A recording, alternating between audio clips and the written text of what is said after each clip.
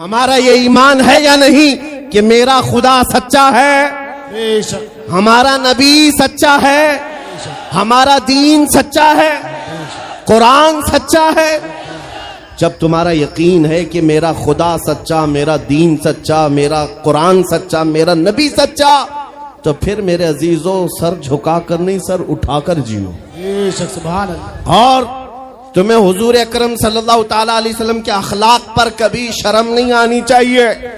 कोई टोपी पर, कोई दाढ़ी पर ताने मारता है तो उसको नजरअंदाज करो, इसलिए कि मरने के बाद इस कीड़े को मुंह नहीं दिखाना है, आमिना के लाल को मुंह दिखाना है। ताना देता है तो देकर मर जाएगा। हमें फर्क नहीं पड़ता, हमारे लिबास से जलते हो तो और जलो, मरो, इसलिए कि जिसकी किस्मत में यहां भी जलना वहां भी जलना। और अल्हम्दुलिल्लाह सुन्नियों की किस्मत में यहां भी खुशियां है, वहां भी खुशियां। हम यहां पर हुजूर पाक का जिक्र कर रहे हैं और खुशहाल है, अल्हम्दुलिल्लाह खुशहाल हैं, इसलिए कि मुझे पता है हमारी हैसियत क्या है। खुशहाल हैं, आप भी हैं, हम हैं। ये छोटी मोटी शिकायतें तो सब करते हैं आप, कि बीमारी है, घर में खाना पानी नहीं है, धंधा नहीं चल रहा है, बिजनेस नहीं चल रहा है, सब लॉस में है, जॉब नहीं है, सब शिकायतें तुम्हारी है, हमें पता है। मेरे अजीजों, हम तो बार बार ये रोना रोते हैं, हम बड़ी कमजोर कौम हैं, हम बड़ी कमजोर कौम हैं, हम बड़ी कमजोर कौम हैं। लेकिन मीडिया के दज्जाली कुत्ते बार बार भौंक भौंक कर बताते हैं तुम कुछ हो, तुम कमजोर नहीं हो। 24 घंटे हम पर डिबेट होता है कि नहीं होता है?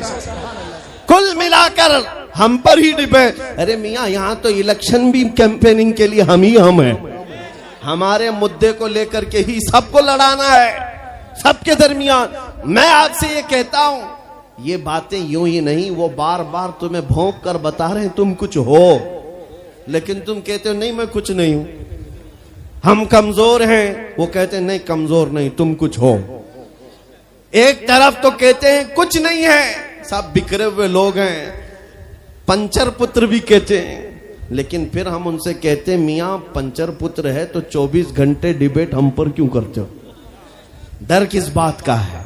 किस बात का डर है? क्या दूसरी और कौमें नहीं है जिसको निशाना बनाओगे?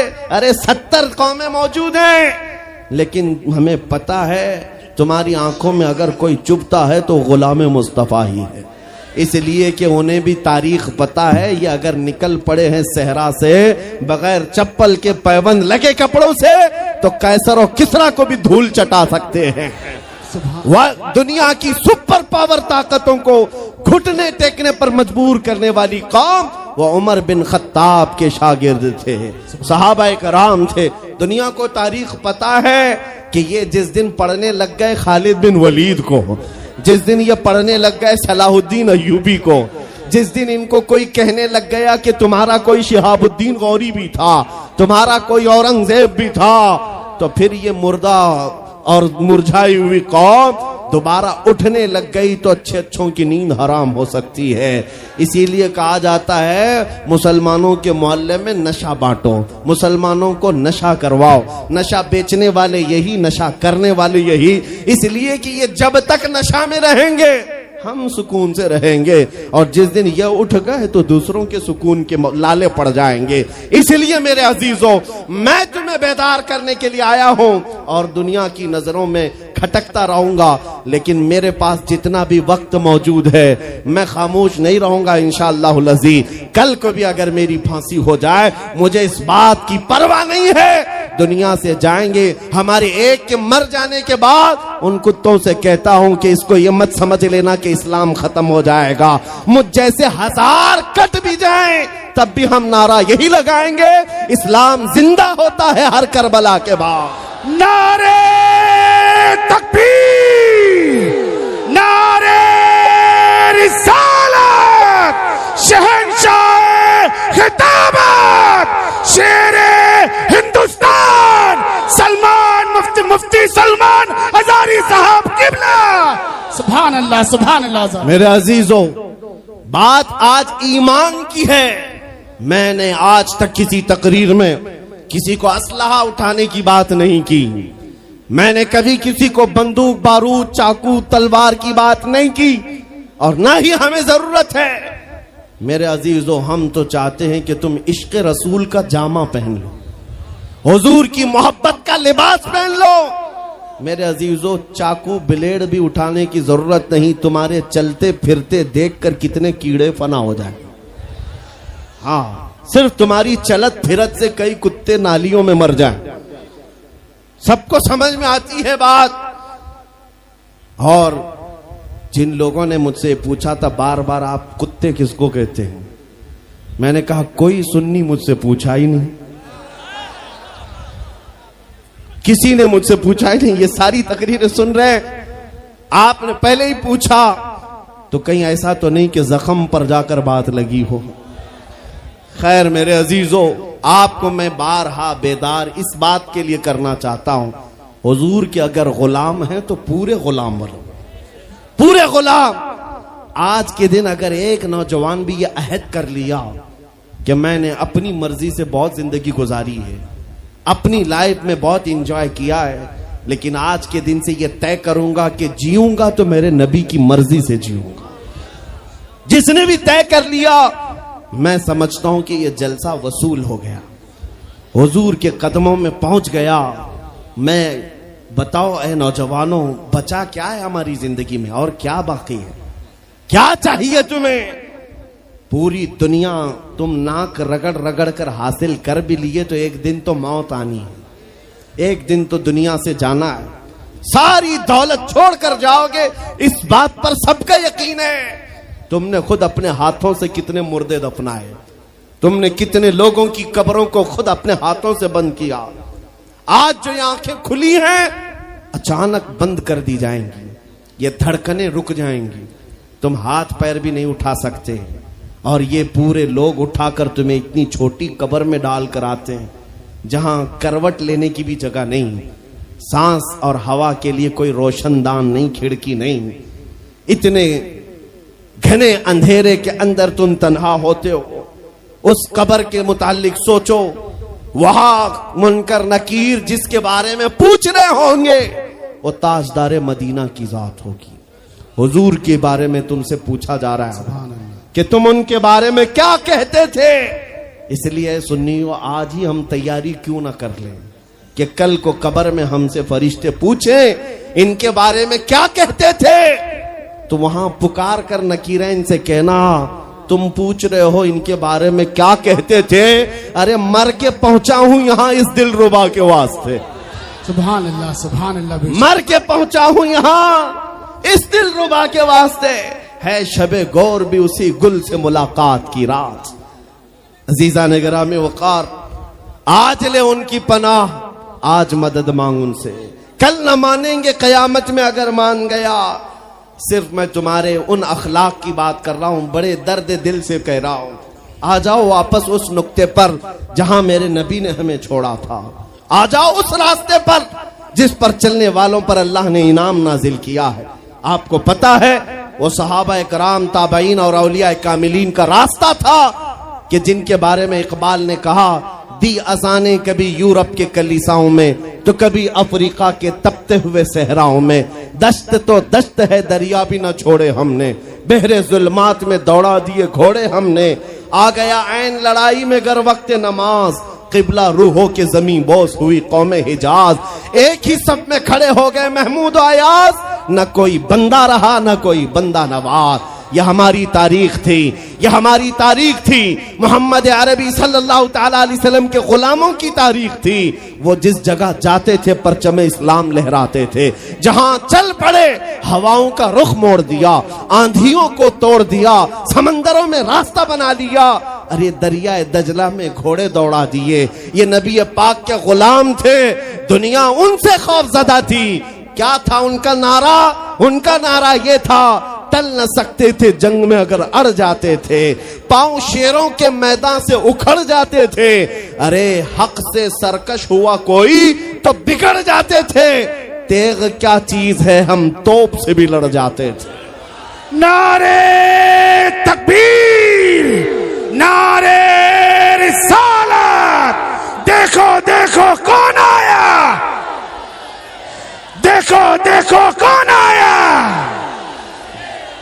तवज्जो की बात है, हम उस कौम के वारिसीन में से हैं दुनिया जिनकी तारीख जानती है। आपको पता है अंग्रेज तारीख दान है, अंग्रेज है, उसका कोई ताल्लुक मेरे दीन से नहीं, लेकिन तारीख लिखने में उसने ये बात लिखी कि मैंने ऐसा जर्नेल देखा ही नहीं जैसा सलाहुद्दीन था, इसलिए कि उसके जज्बे जैसा मैंने एक भी जर्नल देखा नहीं। एक बार का वाकया लिखा है कि 12,000 की फौज थी सलाहुद्दीन के साथ, 12,000 की फौज थी सलाहुद्दीन अय्यूबी के साथ, और जिस वक्त वो मैदान में उतरा मुकाबिल में सलीबियों की तादाद 4 लाख की थी, 4 लाख की थी। 4 लाख की तादाद देखकर ना वो घबराया ना भागा, पलट कर अपनी फौज से पूछा क्या मशवरा है तुम्हारा, मुकाबिल में उतरे या नहीं उतरे। सलाहुद्दीन के लश्करी और उसके नौजवान सिपाही आम लोग नहीं थे, जज्बा जवान था। अर्ज किया है सलाहुद्दीन हमारे सिपहसालार, रसूलुल्लाह के सहाबा तादाद देखकर उतरते थे तो हम भी तादाद देख के उतरेंगे, अगर नबी के सहाबा तादाद नहीं देखते थे तो हम भी इस तादाद का कोई परवाह नहीं करेंगे। सलाहुद्दीन उनकी बातों को लेकर उतर तो पड़ा। तारीख लिखने वाला अंग्रेज आदमी है, कहता है मुकाबला कर लेना और बात होती है, लेकिन 4 लाख को तितर बितर करके रख देना तारीख की अलग बात होती है। सलाहुद्दीन के इस कारनामे के बाद वो अंग्रेज तारीखदान कहता है हमारे इलाकों में हाल ये हो गया था, हमारे यहाँ की माएं अपने बच्चों को थपकियां देकर सुलाती थी और ये कहती थी कि बेटा सो जा नहीं तो सलाहुद्दीन आ जाए। सुभान अल्लाह, सुभान अल्लाह। ये मैं इसलिए बातें अर्ज कर रहा हूं कि सलाहुद्दीन अय्यूबी की ताकत वो उनकी अपनी बॉडी की ताकत नहीं थी, वो ना ही किसी जगह से वर्जिश करके हासिल की हुई ताकत थी। सलाहुद्दीन की ताकत इश्क़ मुस्तफा की वजह से थी, वो मोहब्बत रसूल का पैकर था। हमने तारीख में उन जवानों को देखा है जिन्होंने तारीख उलट करके रख दिया है, जिन्होंने जमीन में एक अलग परचम लहरा कर रख दिया है। आपको पता है इसी हिंदुस्तान की सरजमीन पर सबसे पहला 10,000 का लश्कर लेकर आने वाला एक जवान, अरब से सबसे पहले आने वाला मोहम्मद बिन कासिम सिर्फ 19 साल की उम्र में आया था। 19 साल की उम्र में आया था। किस लिए आया था? माल लूटने नहीं आया था, यहां जगह कब्जा करने नहीं आया था। जैसे आज तारीख तोड़ मरोड़ करके बताई जा रही है, जितने बादशाह आए सब आक्रमण किए, सारे लोग यहाँ लूटपाट करने आए थे, ये तारीख तोड़ मरोड़ कर बयान की जाती है। मेरे अजीजों इस पर फिर कभी गुफ्तगू करेंगे, लेकिन मोहम्मद बिन कासिम क्यों आया था? इलाहाबाद के एक पंडित है, उन्होंने खुद लिखा है, मैं अपनी बात नहीं पंडित जी की बात कह रहा हूं। उस वक्त हालात ऐसे हो गए थे कि चंद औरतें, मुसलमान औरतें जो श्रीलंका की सरजमीन से हज के लिए जा रही थी, उस वक्त राजा दाबिर सिंह उसके कुछ गुंडों ने इन औरतों को पकड़ लिया, उनकी इज्जत लूटी, उनका माल लूटा, उनको कैदी बनाया। उन औरतों ने उस वक्त पुकार कर कहा था कि कोई है जो हमारी इज्जत बचाएगा। कोई तिजारत करने वाला बाहर से आया हुआ ताजिर बात सुन करके अरब गया। अरब में जाकर गवर्नर जो था उसके सामने वाकया बयान कर रहा था। 19 साल का जवान मोहम्मद बिन कासिम वहां से गुजर रहा था। उसने इतना वाकया सुना कि हिंद की सरजमीन पर कुछ हमारी बहनों की इज्जत लूटी जा रही है। वहीं खड़े होकर उसने कहा लब्बैक या उख्ती, ऐ मेरी बहन मैं तेरी इज्जत की हिफाजत के लिए आ रहा हूं। वहां से पुकारा अपने चचा जो गवर्नर था उस वक्त, उससे 10,000 का लश्कर लेकर के सबसे पहले यहां आने वाला मोहम्मद बिन कासिम किस लिए आया था? माल लूटने के लिए नहीं, औरतों की इज्जत बचाने के लिए आया था। हिंदुस्तान की सरजमीन पर कदम रखा और उसके बाद सामने मुकाबिल में फौरन जंग के लिए नहीं आया। कहा कि जिन औरतों को कैदी बनाया वो छोड़ दो, जो हज के लिए जा रही थी उन्हें आजाद कर दो, और दूसरी बात जिन्होंने गुंडागर्दी की है उन्हें पकड़ो और जेल में डालो। राजा को घमंड था, उसने इनकार किया तो मोहम्मद बिन कासिम ने कहा चलो आओ मोहम्मद अरबी के शेरों से मुकाबला हो जाए। 3 दिन का मुकाबला हुआ था, न राजा बचा न बाजा बचा, सारे हजारे इधर से उधर हो गए और मोहम्मद बिन कासिम का परचम लहराया। मेरे अजीजों, औरतों की इज्जत का मुहाफिज 19 साल का जवान था, जिसने आते ही औरतों की इज्जत भी बचाई और मेरे दीन का परचम भी लहराया। मैं आज पूछता हूं, हमारी उम्रें कितनी हो गई? कई जवान 25 साल 30 साल क्रॉस कर चुके। आज बहुत सारी औरतों की इज्जतें जब लूटी जाती हैं, तुम तो मोबाइल में देख देख करके शेयर कर देते हो, वीडियो इधर से उधर फैला देते हो और उसके बाद समझते हो हम बहुत बड़ा काम कर रहे हैं। हर कोई यही कहता है सबको शेयर करो, सबको शेयर करो। काय के लिए शेयर करो? मेरे अजीजों, ये कौन सी जंग लड़ रहे हो? व्हाट्सएप मोबाइल की जंग लड़ रहे हो? तुम्हारे अंदर अगर गैरत बाकी है तो मेरे अजीजों, किसी की इज्जत लुटते हुए देखकर तुम तमाशा नहीं कर सकते। ईमान बेदार करो, ईमान बेदार करो। ये आज हालात क्यों आए? इमाम गजाली की एक बात मैं सुनाता हूं। बहुत सालों पहले उस इमाम ने कहा था, 1000 साल पहले तकरीबन, उस इमाम ने कहा था, जब इस उम्मत के सामने उनके रसूल की तौहीन हो रही हो और उम्मत खामोश बैठी रहे तो चंद दिन इंतजार करें, इनकी माँ और बहनों को बाजार में लाकर नीलाम किया जाएगा, इनकी माँ और बहनों की इज्जत लूटी जाएगी और ये कुछ ना कर सकेंगे, इनके बच्चों को मारा जाएगा और ये कुछ ना कर सकेंगे। मैं आज महसूस कर रहा हूं, हुजूर की गुस्ताखी पर और तौहीन पर खामोश रहने का नतीजा यह है कि अब हमारे घर भी सलामत नहीं रहेंगे। लोग आज चीख रहे हैं, मस्जिदें वीरान हो गई, मस्जिदें टूट रही हैं, खानकाहें टूट रही हैं, न जाने कितने मज़ारात बिल्डोजर से खत्म किए जा रहे हैं। ये तमाम बातें अपनी जगह पर। मैं आपसे पूछता हूं, जाने ईमान रसूलुल्लाह की इज्जत बाकी नहीं रही तो फिर कुछ भी बाकी नहीं रहा। वो जो न हो तो कुछ न हो, वो जो न थे तो कुछ न था। जान है वो जहान की और जान है तो जहान है। आपसे मैं यही कहना चाहता हूं, सीरियस हो जाओ, हसास हो जाओ। हंसी मजाक, गलछड़े, ये लतीफे, लोगों के दरमियान अय्याशियां खत्म कर डालो। आज हर एक के घर से धुआं उठ रहा है और लोग अभी खुशियां और तमाशा देखने में मसरूफ हैं। आज पूरी दुनिया में जो तमाशा है आप नहीं अंदाजा कर सकते। फिलिस्तीन के बच्चों के साथ खून की होली खेली जाती है। हमने इराक में देखा है, चंद साल पहले जहां मैदान में खेला करते थे लोग, आज वो मैदान कब्रों से भर चुका है, कब्रों से भर चुका है। इतनी मौतें होती हैं कि जनाजा उठाने के लिए लोग नहीं होते, जनाजा उठाने के लिए लोग नहीं होते। ये तमाम हालात क्यों पैदा हुए? मुल्क के शाम के हालात इतने सख्त तरीन हो गए हैं कि तकरीबन 50 लाख के करीब बेघर हो चुके लोग, जिनका घर नहीं, सब टूट चुका। ये हालात देखकर मैं आपसे कहता हूं, बेदार हो जाओ और अमल की तरफ आ जाओ। क्या अब भी तुम्हें अजानें नहीं उठाती? नमाजों के लिए दौड़ते नहीं? अल्लाह का कहर जब आता है, पकड़ आती है, तो फिर कोई तुम्हें नहीं बचा सकता, कोई नहीं बचा सकता।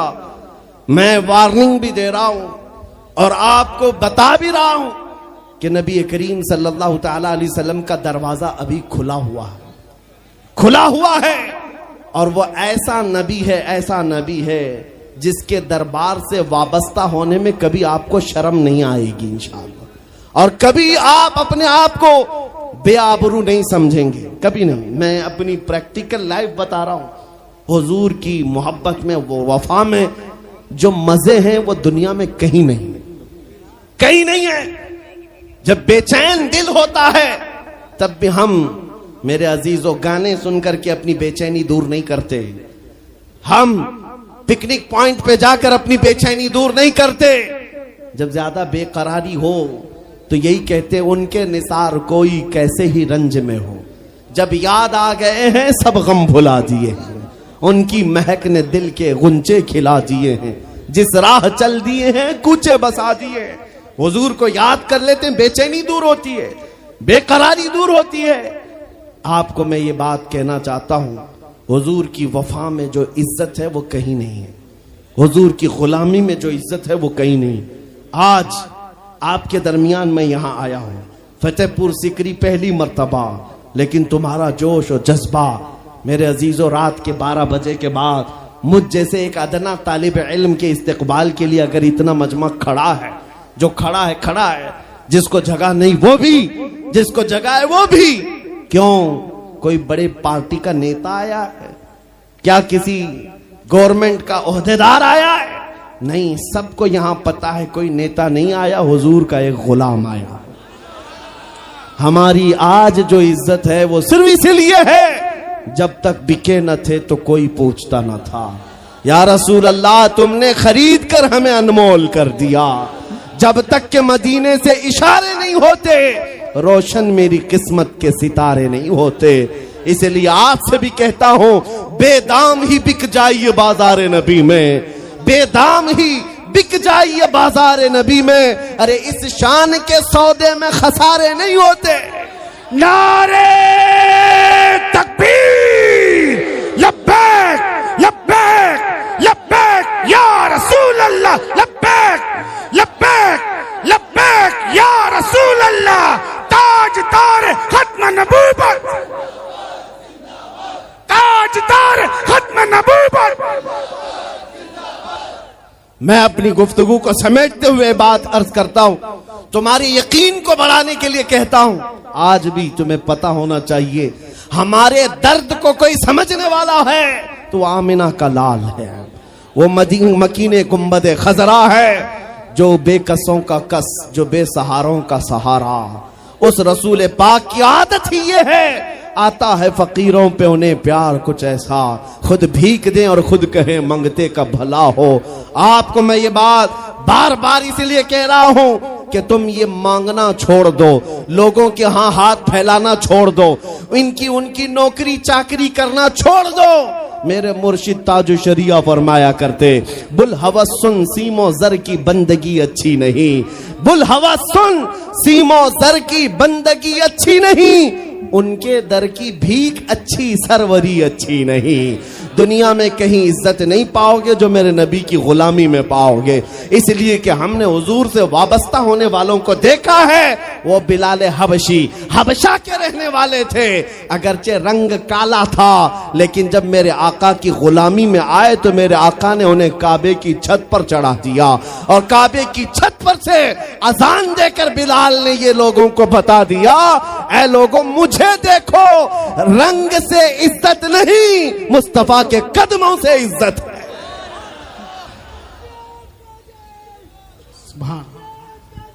अजीजा ने ग्राम वकार, तवज्जो चाहता हूं, हुजूर की गुलामी में जो इज्जत है वो हमने देखी है। जो लोग सहाबाए कराम, जो सहाबाए कराम, सैयदना अमीरुल मोमिनीन उमर इब्न खत्ताब, जिनका हाल ये था 36 लाख स्क्वायर किलोमीटर पर तन्हा हुकूमत करते थे। उस वक्त मिस्र भी, शाम भी, यमन भी, इराक भी, फिलिस्तीन भी, अरब, ये 6 कंट्री पूरे मिलाकर तन्हा हजरत उमर की निगरानी में थे। और ऐसी निगरानी नहीं कि यहां बैठ करके बड़ी बड़ी मीटिंगें कर रहे हो और गरीब खस्ता हाल सो रहे हो। उस खलीफा इस्लाम का हाल ये था, वो मदीने में बैठकर खिलाफत कर रहा था, और बड़ी दूर एक औरत अपनी बेटी से कह रही है कि आज थोड़ा दूध में पानी मिला ले। बेटी कहती नहीं, खलीफा उमर बिन खत्ताब की खिलाफत है, उमर इब्न खत्ताब की खिलाफत है। घरों में तक उमर इब्न खत्ताब की निगरानी थी। ये कौन? उमर इब्न खत्ताब रज़ियल्लाहु ताला अन्हु, जिन्होंने लोगों का खून चूस करके हुकूमत की कुर्सी नहीं बिठाई। और दूसरी बात ये भी कि वो उमर सादा जिंदगी गुजारने वाले, उनकी सिक्योरिटी भी ऐसी नहीं थी कि रोल्स रॉयस लगी हुई हो, काली गाड़ियां आगे पीछे घूमती हों। मेरे अजीजों, उस उमर इब्न खत्ताब की बात कर रहा हूं। जब बैतुल मुकद्दस फतह हो गया तो वहां से हजरत अबू उबैदा बिन जर्राह ने खत लिख करके भेजा कि लोगों की ख्वाहिश है उमर इब्न खत्ताब आप तशरीफ लाएं, बैतुल मुकद्दस की चाबी आपके हाथ में दी जाएगी, आप तशरीफ लाएं। तो उमर इब्न खत्ताब रज़ियल्लाहु ताला अन्हु मदीने से चल पड़े अपना एक गुलाम लेकर के। लेकिन गुलाम और खुद होने के बाद एक ही घोड़ा था। तय ये कर लिया गुलाम के साथ कि 1 मील मैं बैठूंगा तू चलेगा, और दूसरे मील तू बैठेगा मैं चलूंगा। ये शान उमर इब्न खत्ताब रज़ी अल्लाह ताला अन्हु की। मैं क्यों कह रहा हूं अभी बताता हूं। और इस तरह से सफर कटता रहा। 1 मील खुद बैठते, 1 मील गुलाम बैठता था, क्योंकि उनके अदल के सामने किसी की नहीं चलती। फिर जब इत्तेफाक ऐसा है बैतुल मुकद्दस करीब आया, लोग सब देखने के लिए बाहर आए, लेकिन घोड़े पर बैठने की बारी गुलाम की थी और आपकी चलने की थी। बारी बारी है, गुलाम बैठा हुआ आ रहा है और खलीफा वक्त रस्सी पकड़ा हुआ आ रहा है। लोग दौड़े दौड़े आए, फिलिस्तीन के अमीरुल मोमिनीन कहकर नारा लगा रहे थे। तो जो मौजूद सहाबा थे उन्होंने बताया ये घोड़े पर बैठा हुआ अमीरुल मोमिनीन नहीं है, ये घोड़े की रस्सी पकड़कर जो आ रहा है वो अमीरुल मोमिनीन है। ईसाइयों ने पहली मर्तबा देख करके पूछा था, ए मुसलमानों, क्या तुम्हारा बादशाह ऐसा भी होता है? उस वक्त सहाबा ने कहा, पहली बात तो हमारे यहां बादशाह होता ही नहीं, बादशाह नहीं होता। और उनकी ये जिंदगी मैं इसलिए बता रहा हूं। फिर ईसाइयों ने कहा, अगर ये घोड़े की रस्सी पकड़कर चलता है तो इसके डर से कैसर और किसरा क्यों कांप रहे हैं? इसके डर से पूरा ईरान, पूरा रोम कांप रहा है। आखिर कौन सी ताकत है इस उमर के अंदर? ये तो रस्सी पकड़कर घोड़े लेकर चल रहा है। तब जानते हो मेरे अजीजों, उमर इब्न खत्ताब रज़ी अल्लाह ताला अन्हु ने लोगों को जमा करके बताया, ऐ लोगों सुनो, मेरी हैसियत सिर्फ इतनी थी, मैं खत्ताब का बेटा उमर, बचपन में 2 बकरियां मुझसे नहीं संभाली जाती और मेरे बाप मुझे हर दिन मारते थे, बकरियां नहीं संभालनी आती। लेकिन आज गौर से देखो, आंख खोलकर, वही खत्ताब का बेटा उमर है। 36 लाख स्क्वायर किलोमीटर पर तन्हा हुकूमत करता है। इसलिए नहीं कि खत्ताब का बेटा उमर है, इसलिए कि मोहम्मद अरबी का गुलाम उमर है। नारे तकबीर, नारे रिसालत, मरहबा या मुस्तफा, मरहबा या मुस्तफा। अजीजा ने गिरामी औकार, मैं आपको कई मिसालों से बता सकता हूं। इज्जत सहाबा ने रसूलुल्लाह के कदमों से पाई है, इज्जत नबी पाक के कदमों से पाई है। आज जिस जलसे में जाएं, आला हजरत, आला हजरत,